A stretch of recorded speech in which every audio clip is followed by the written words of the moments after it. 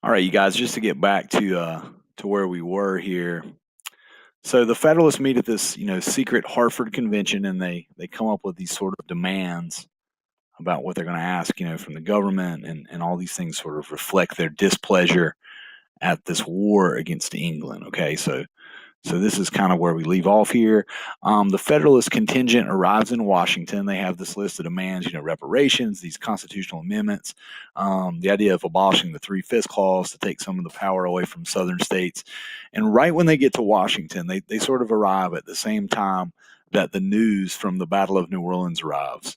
And of course, as I mentioned to you, even though this turns out to be after the war had already ended, this is this sort of major American propaganda victory. Everybody's celebrating, everybody's in a great mood, and and in walk the Federalists with their sort of petty seeming complaints. So this really is kind of the death knell of the Federalist Party, honestly.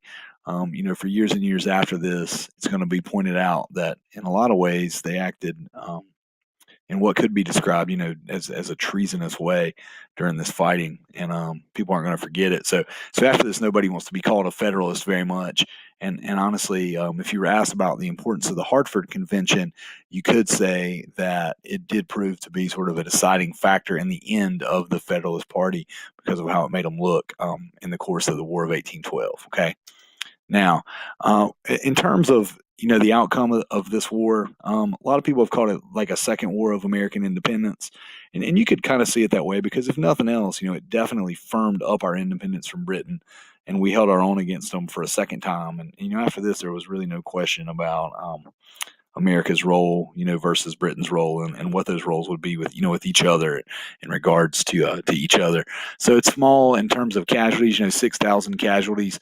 If we, invaded Canada with 5,000 men, Napoleon invaded Russia with 500,000 men. So that kind of shows you just the scale of that war in comparison to the larger Napoleonic wars that were happening in Europe.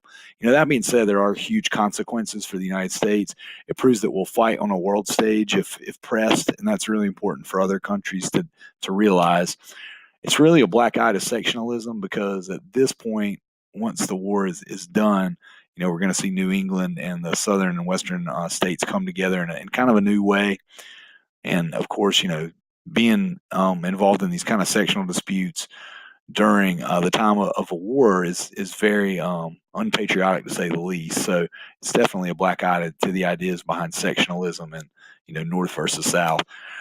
We do see a new generation of heroes emerge, perhaps none more important than Andrew Jackson, but William Henry Harrison as well. And both those men are going to go on to be president, based sort of on the wave that they're riding in the wake of this war.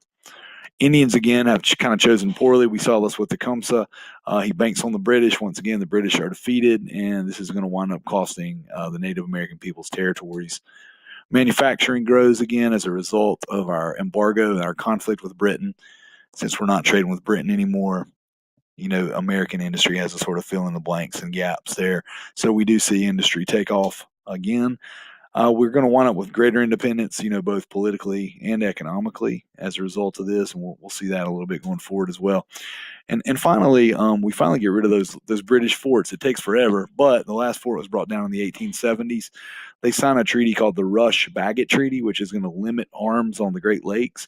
And today, the United States and Canada has actually the longest undefended border of anywhere in the world. So it's nice that we make peace with our northern neighbors there. And gosh, they're so friendly, the Canadians. And finally, in Europe, once Napoleon is defeated, we really see an end, at least temporarily, to this revolutionary movement brought about by the French Revolution. European monarchies are restored. The conservatives win. This revolutionary fever that had kind of swept Europe in the 1790s and after kind of dies down, and you get the Congress of Vienna, which sort of creates a balance of power in Europe where they try to avoid future Napoleons from coming about. So that keeps Europe quiet, at least to a degree, for the next 30 or so years. Of course, for America at this time, we turn west. We start to look at expansion, and we have this whole Louisiana territory still to settle. So nationalism is a big byproduct of this. The country's feeling proud. In the wake of the War of 1812, we see the birth of a very distinctive American literature. Writers like Washington Irving, James Fenimore Cooper, they write about things that happen and could only happen in America, in the settings here. So when Washington Irving's writing about like life in the Hudson River Valley, or James Fenimore Cooper is writing stories about the French and Indian War, those are really distinctly American in nature. That they couldn't have come from anywhere else or any European experience. By 1816, we've revived the Bank of the United States. It had actually expired in 1811. The economy had suffered as a result of that, so it's actually renewed, and that one becomes known as the Second Bank of the U.S. We also expand the size of our military because we kind of learned our lesson from 1812 in that we weren't prepared to fight. After the war, once again, our manufacturing is threatened because for a while there it had been protected from British competition. But now, again, as soon as the war's over, not unlike previously, our markets are going to be flooded by British goods. So they pass a tariff. This is a protective tariff, not necessarily a tariff for revenue, but a tariff that's meant to protect American industry. It's going to be a 20% tax on imports, and the idea behind that is to protect our nascent industry, our growing industry. Henry Clay, who is one of these young war hawks that we mentioned, Clay's a guy in this period of American politics that sort of always just falls just short of being president. So, it's probably not necessarily a name that you've heard previously, but he's going to play a very key role in the politics of the early to mid 1800s. So keep his name in mind. He's from Kentucky, so he's a Westerner, Republican. He'll become a Whig later on, but he is looking to create a sort of a home market, right? So his idea is called the American system, and in 1824 he sort of rolls this idea out, okay?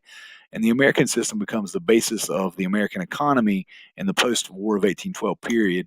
So three big aspects of this. He wants this strong central bank to provide credit. He wants a tariff to grow industry, and also to fund roads and canals. The idea is that if we can physically connect the country geographically, then we can also connect it economically and politically. He wants to make the country smaller, right? The idea behind this, guys, is very simple. As the industry grows and more people move west, you have to connect those two things, right? You have to connect the producers and the markets. So Clay feels in order to do that, to strengthen the economy, to connect the nation politically, physically, geographically, these roads and canals are going to have to be built because otherwise there's no way to get things, back and forth to market and vice versa in an effective manner. So funding for these roads is kind of tough. Congress, they find that a tough road to hoe in terms of the constitutionality of building roads within states. Now, interstate's different, right? But within states, it's tough. So a lot of states themselves start to pay for these projects and fund them on their own. This is when we get New York's Erie Canal being built. Governor of New York was a guy named DeWitt Clinton. He was believed in the canal building. And he pushes this thing. They call it Clinton's Big Ditch. Now, in 1816, we get another Virginian elected president. This is James Monroe. Also been Secretary of State. He's from that sort of Virginia dynasty, really the last of the original presidents, the last of the sort of revolutionary generation to be president. He's so popular in the beginning and everything is going so well. He goes on a goodwill tour in 1817 and they actually even welcome him in New England. This sort of one-party period where the Federalists have disappeared, but the Democratic Republicans are still doing really well, is known as the era of good feelings because, everybody in America is feeling like rah, rah, rah. We survived this British onslaught. The economy's taking off. Things are looking good. We're pushing west. We're trying to connect the country. Everybody feels good, But these issues of the tariff, the bank, expansionism, sectionalism, slavery are all just kind of right under the surface.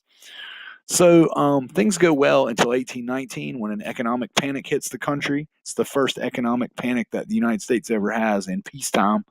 What happened was as we moved west, basically people are borrowing money to buy lands in the West. Okay, so there's this huge boom in land debt. A lot of people are borrowing money to buy these properties out west, but it's expanding so fast and the money's being loaned out in such a reckless way that it can't be sustained, okay?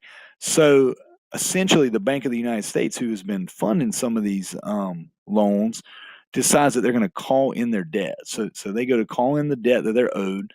It's actually around $22 million in debt.